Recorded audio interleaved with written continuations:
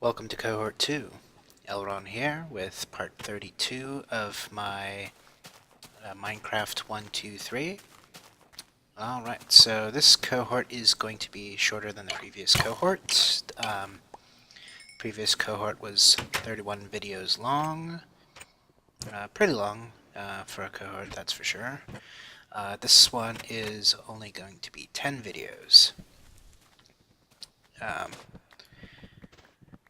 The actual gameplay that I did was more on the order of like 5 hours this time instead of 7 hours, so that combined with the fact that I'm doing a lot more fast forwarding than before gives us a lot more mileage. So that's going to be good. And also, I think I want to bring this up right now. There is talk about having me actually patch my Minecraft and basically start over on the latest and allegedly greatest. I've talked with people that I know, and they all were kind of generally in the vibe of, why are you using this old frozen one? Just do the latest. So I'm wrestling with that right now. And so there's a chance that I might end up starting over on the latest build. I don't think I'm going to make a decision one way or the other until the new year, so I think I will just stop doing stuff on this version until I make my final decision. I'll still keep the Frozen safe. I'm not going to just, blindly patch it and make it gone forever, so we don't have to worry about that.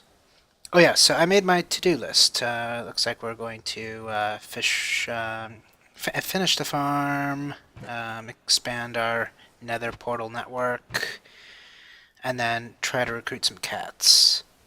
I do expand the farm, and I do expand our nether regions, but I end up brutally failing to get some ocelots. But that will come when the time comes. So I do fishing the slow way for the first time just to show how boring and slow it is, and then I'll speed it up.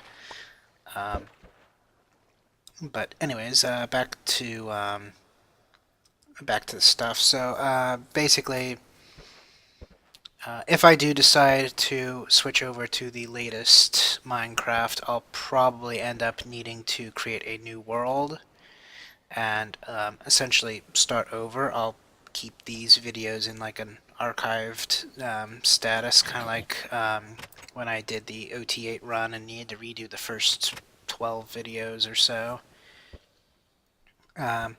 It'd be a similar deal. Basically, it would just be in a separate playlist that will be its own contained cell.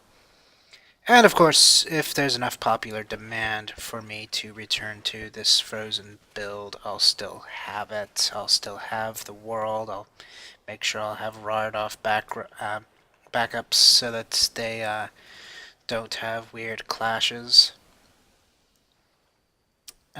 And then, of course, the reason for needing to make a new world if I'm updating is because this world will not have any of the, new biomes or components or anything. So even if they do let me use this world, they're not going to regenerate the world and, give additional stuff.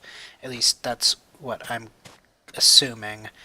I'll need to do my research on that and see if that is actually the case. And we just found cows. I didn't notice it, but we did. Oh no, I did notice. Okay. I just finished my my casting of that one. Okay.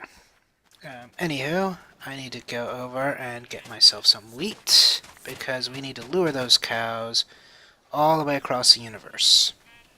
Because cows are exciting for me because at this point I still think that books require leather. They don't in this version. They only require the paper, which I have an abundance of sugar to make the paper. But first we're going to make ourselves a beacon.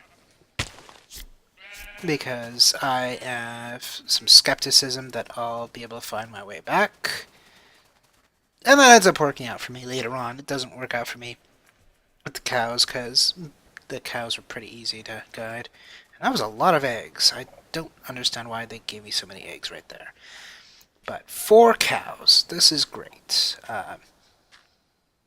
Because if I remember correctly, beef gives more food than pork, so that's an obvious upgrade.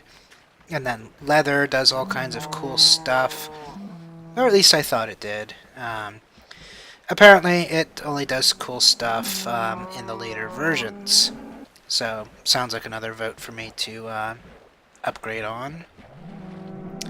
But anyways, we're just gonna swim along with these cows. I'm not gonna necessarily care about the chickens, but I won't turn them down. And so, we need to get these guys past the sheep and into the pig pen, because that's more of an appropriate space, and it's a larger space. The sheep was kind of a small little afterthought in a little hill, but the pigs were, ginormous pits that's, meant for mass production of food. So we're going to have that to look forward to.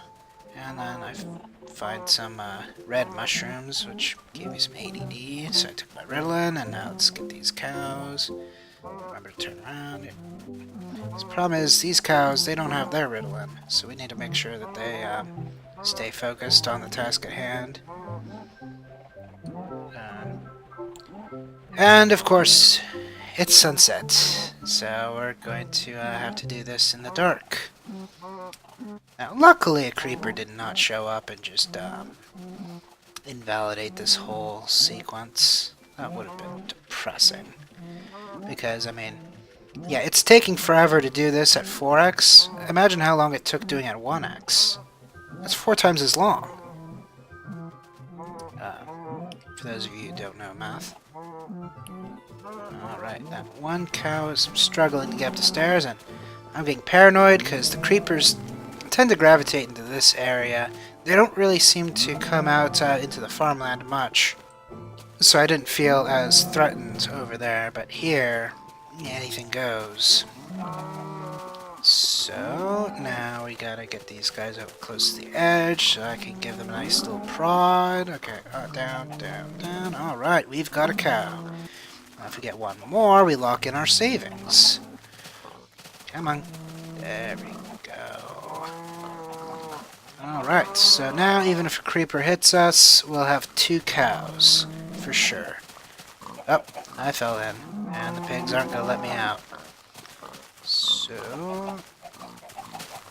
then I'm realizing how dark it is down here. One of these days I'll need to fix that. There's a zombie way out there, but let's see if I can take care of this before he becomes a problem. Alright, 3 cows locked in.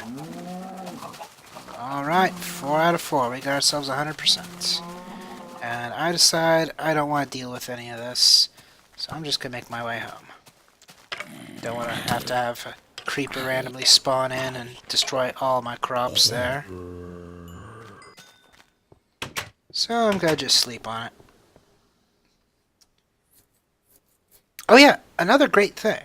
Now that I am 1080p, I've found out that I'm using